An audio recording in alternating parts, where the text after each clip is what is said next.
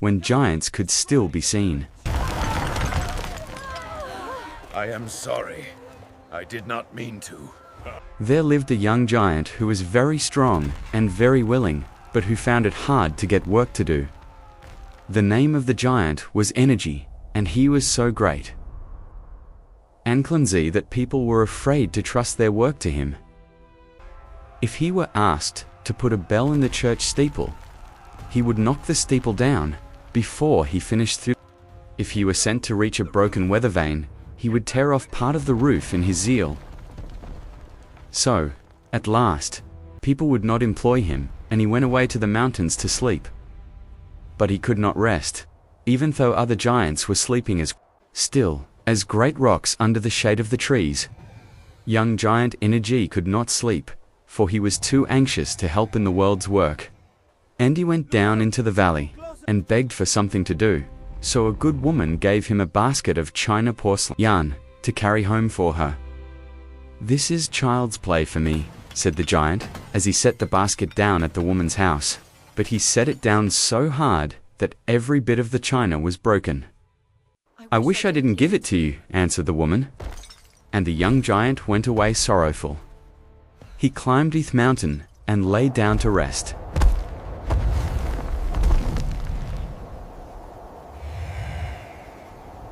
But he could not stay there and do nothing.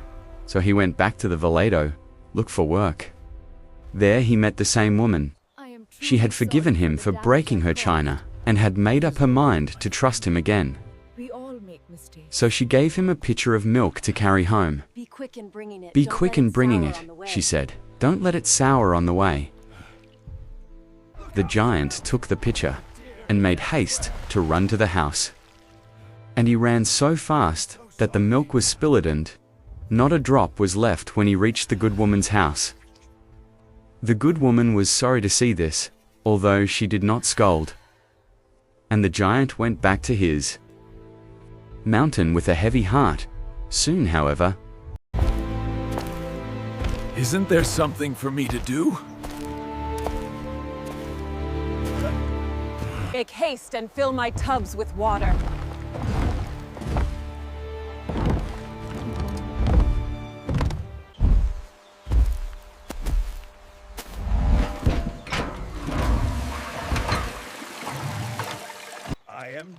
that the tubs were soon filled so full that they ran over. And when the good woman came home, she found her yard, as well as her tubs full of water. The young ant had such a downcast look that the good woman could not be angry with him. She only felt sorry for him. Go to the fairy skill and learn. She will teach you, and you will be a help in the world after all. Don't go fast, said the good woman. Stand still and listen. 100 daffodils, then turn to your right. Go through the meadow and count 100. Then turn to your right and walk until you find a mullein stalk that is bent. Notice the way it bends and walk in that direction till you see a willow tree. Behind this willow runs a little stream. Cross the water by the way of the shining pebbles. And when you hear a strange bird singing, you can see the fairy palace and your workroom where the fairy skill teaches her school. Go to her with my love, and she will receive you. The young giant thanked the good woman, stepped over the meadow fence, and counted the daffodils, 1, 2, 3, until he had counted 100. Then he turned to the right, and walked through the long grass to the bent mullein stalk, which pointed to the right. And after he had found the brook and crossed byway of the shining pebbles, he heard a strange bird singing, and saw among the trees the fairy palace. He never could tell how it looked, but he thought it was made of sunshine, with the glimmer of green leaves reflected on it, and that it had the blue sky for a roof. That was the palace, and at one side of it was through a shop built of strong pines and oaks.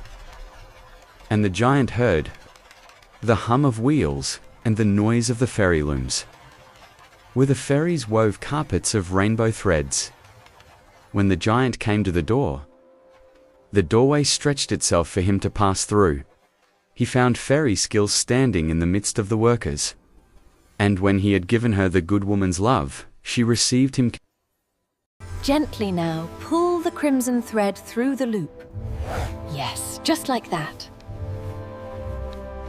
This was hard work for the giant's clumsy fingers, but he was very patient about it.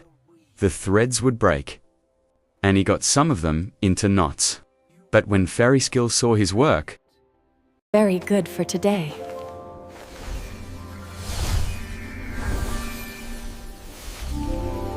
the next day, the giant tried again, and after that, again, until every thread lay unbroken and unclad. Then Fairy Skill said, "Well done," and led him to a loom, and showed him how to weave. This was harder work than the other had been. But Giant Energy was patient.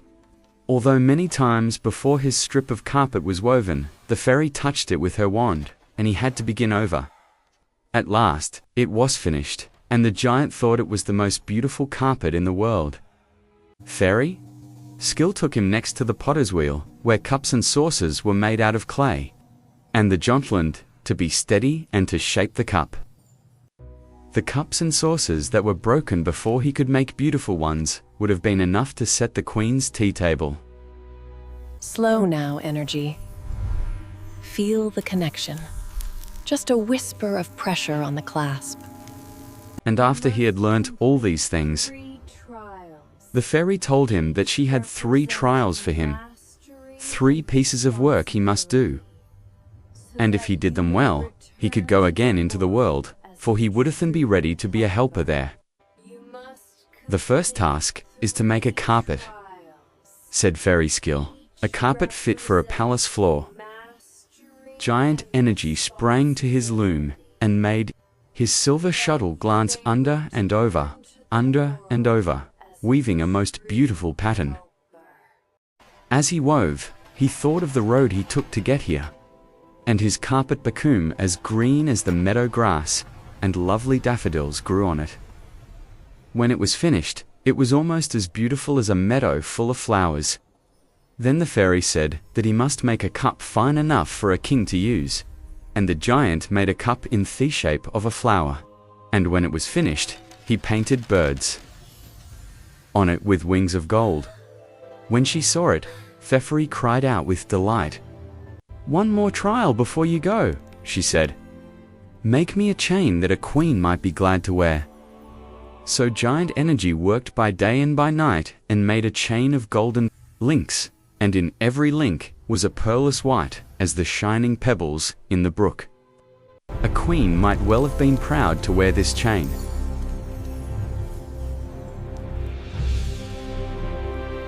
After had finished, Fairy Skill blessed him, and sent him away to be a helper in the world. And she made him tack with him the beautiful things which he had made, so that he might give them to the one he loved best. The young giant crossed the brook, passed the willow, found the mullein stalk, and counted the daffodils. When he had counted 100, he stepped over the meadow fence and came to the good woman's. The good woman was at home, so he went in at the door and spread the carpet on the floor, and Thefla looked like the floor of a palace. He set the cup on the table, and the table looked like the table of aching. And he hung the chain around the good woman's neck, and she was more beautiful than a queen. And this is the way that young Giant Energy learned to be a helper in the world.